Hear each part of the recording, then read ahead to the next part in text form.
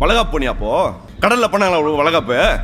அவ இந்த வாரத்தோட ஆபீஸ விட்டு கிளம்புறா அருண். அவ ஃபேர்வெல். அந்த மயிரை சொல்லிட்டு போக வேண்டியதானே? எதுக்கு மறைச்சிட்டு போற?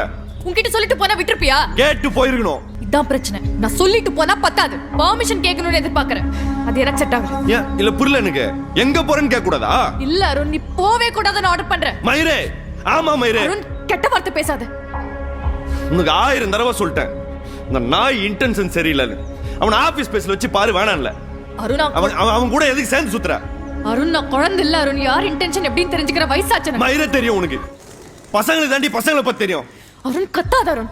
அப்படி போறேன்னா அந்த ஐஷு கூட்டு போக வேண்டியது. அவ போவா எவன் கூப்பிட்டாலும். என் ஃப்ரெண்ட பத்தி பேச உனக்கு எந்த ரைட்ஸும் இல்ல.